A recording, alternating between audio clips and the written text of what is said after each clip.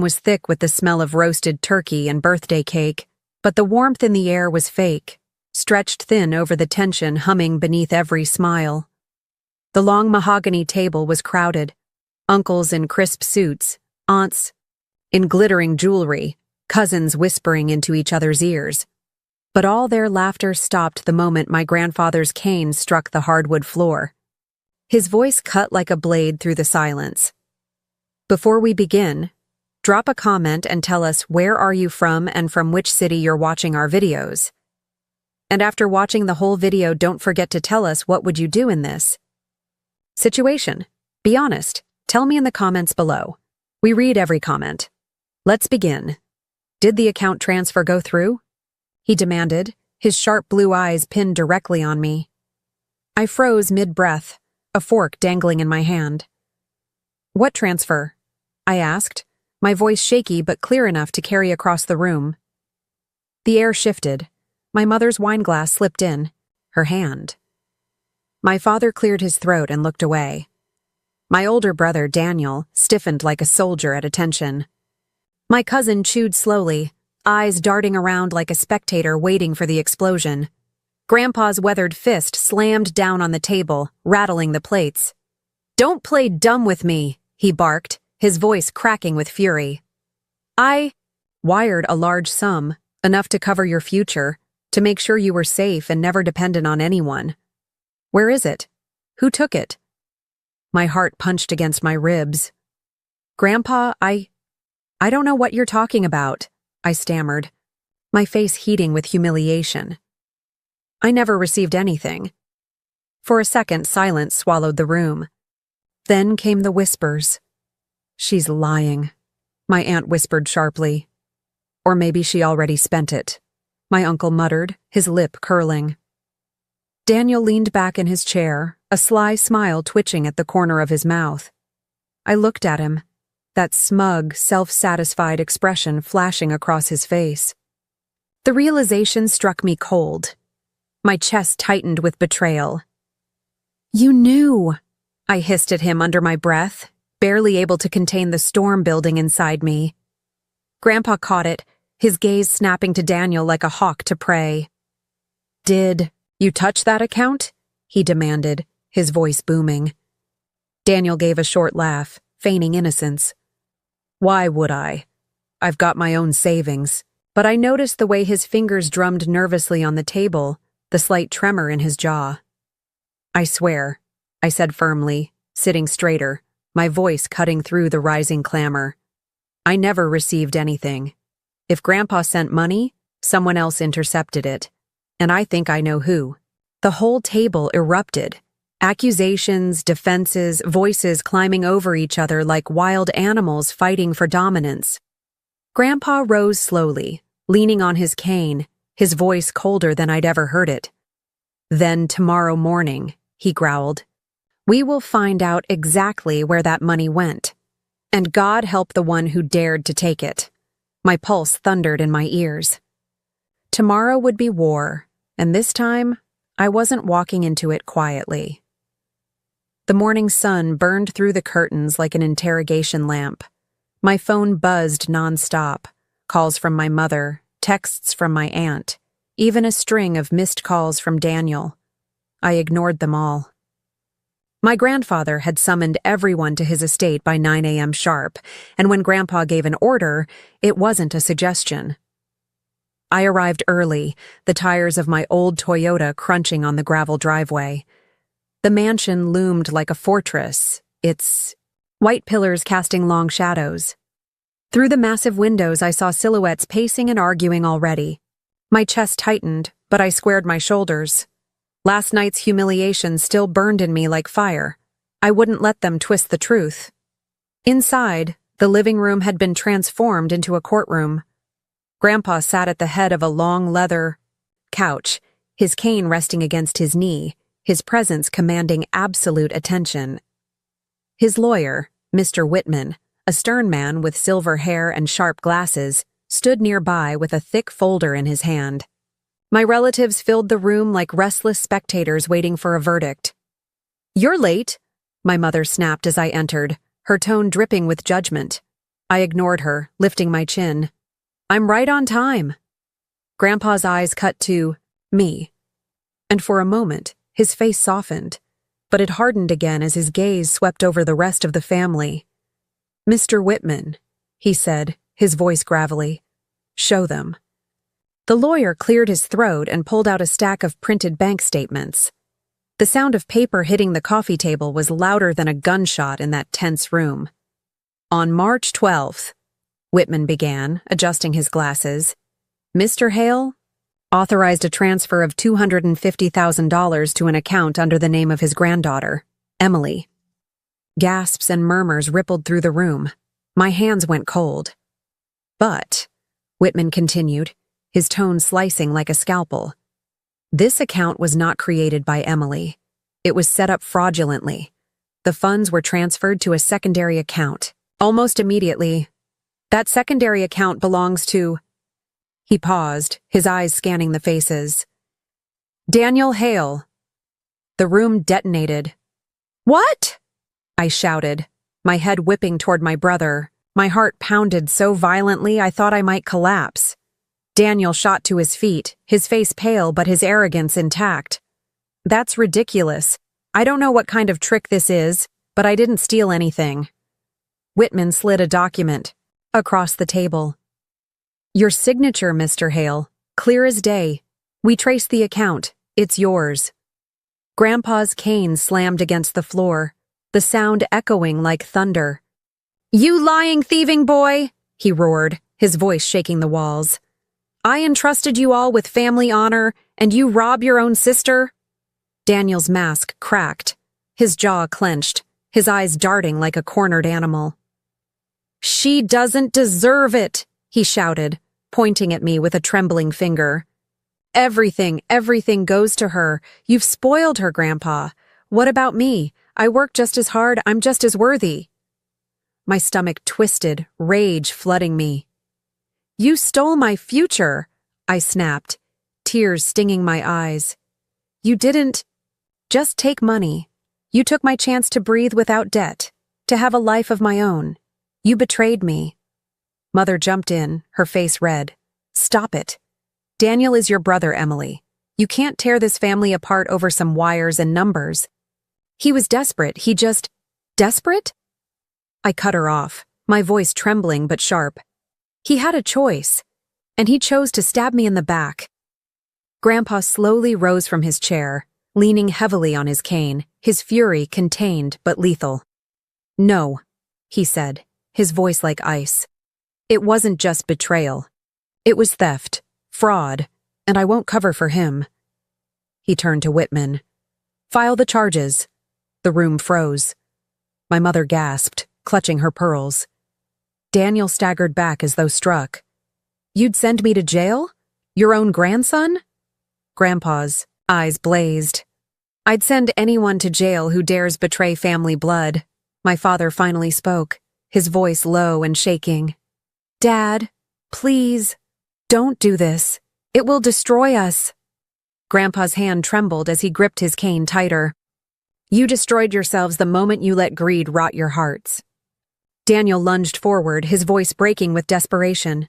Grandpa, please, I thought I deserved it more than she did. She's weak. She doesn't know how to handle money. His eyes darted to me, venom flaring again. She would have wasted it. The words cut deeper than the theft. My throat tightened, fury and pain boiling together. You don't get to decide what I deserve, I said, my voice steady now, steel beneath the tremor. You took what wasn't yours, Daniel. And the worst part? You didn't just steal money. You proved to me that family can be your sharpest knife. Silence swallowed the room. Daniel's chest rose and fell like a man drowning. Finally, Grandpa exhaled, his fury giving way to something heavier. Disappointment. Emily, he said softly, his eyes locking on mine. From this moment, I want you to know. You are the only one in this family I still trust. The room erupted again, relatives protesting, crying out, but his words hung like a gavel strike. My hands shook, my breath uneven, but for the first time in years I felt seen. The war had only just begun, but this round, I wasn't the victim. Daniel's face turned the color of ash. He stumbled back against the mantel, his breathing ragged as if the walls were caving in around him.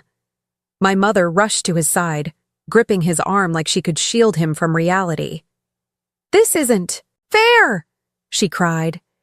"He's your grandson, Father. You can't throw him to the wolves." Grandpa's eyes narrowed into cold slits. "Fair?" His voice was sharp as glass. "Was it fair when he stole from Emily, lied to her face, and let the whole family accuse her? Was it fair when he used my trust as his weapon?" His cane struck the floor once, the sound final. "I will not reward betrayal with protection." The room fractured into chaos. My uncle barked something about keeping things private. My cousins whispered fiercely in corners, and my father pinched the bridge of his nose as though the shame was too heavy to bear. But my gaze never left Daniel. He stared at me with eyes full of fury and humiliation, his jaw clenched so hard the veins in his neck bulged. "You think you've won, don't you?" he spat, his voice low but venomous. "Don't look so smug. This isn't over." I straightened in my chair, every muscle trembling but my voice steady. "You're right. It's not over, but you don't get to write the ending anymore." Grandpa's lawyer leaned forward, sliding more documents across the table. "There's more," he said calmly. "The funds weren't just transferred once. They were siphoned. Smaller amounts pulled out over the course of several weeks. Luxury items purchased, trips booked, all tied to Daniel's card." A shocked murmur rippled across the room. My aunt gasped, clutching her pearl necklace. My father finally exploded, his fist slamming onto the armrest of his chair. "Daniel! For God's sake, what were you thinking?" Daniel's face twisted with defiance. "I was thinking about finally getting what I deserve." His voice cracked like a whip, loud enough to silence the room. He pointed at me, his hand shaking. "She's always been the favorite. Always. You think she struggled? You all coddled her while I had to fight for scraps of recognition. I took what should have been mine." The words hit me like blows, but something inside me hardened. For years I'd shrunk under his shadow, absorbing his cruelty in silence. But now, seeing him unravel, I realized this wasn't strength. It was desperation cloaked in arrogance. "You don't even see me, do you?" I said, my voice low, measured. "I never asked for anyone's pity. I worked, I scraped, I lived with nothing while you sneered. You had everything handed to you, Daniel. And still, it wasn't enough. So you stole." His laugh was harsh, broken. "You think you're better than me?" Grandpa slammed his cane down again, the room trembling under his fury. "Enough!" His voice thundered through the walls. "Daniel Hale, you are stripped of every benefit, every trust I ever considered for you. From this day forward, you are cut off. You will face the consequences of your greed, alone." My mother gasped like she'd been stabbed. "Father, no, you can't mean that." "I mean every word," Grandpa said, his tone final. "This family has rotted from entitlement and envy. Emily is the only one who has shown honesty. The rest of you should be ashamed." The silence that followed was suffocating. My heart pounded in my chest, torn between the pain of seeing my family fractured and the strange, sharp relief of the truth finally out. Daniel's face contorted. He looked at me like a predator cornered, then back at Grandpa. "You'll regret this," he hissed. His voice was quiet now, dangerous. "Both of you." My stomach knotted, but I held his gaze. "The only thing I regret," I said firmly, "is thinking you were ever my brother." He stormed out, the door slamming so hard the walls rattled.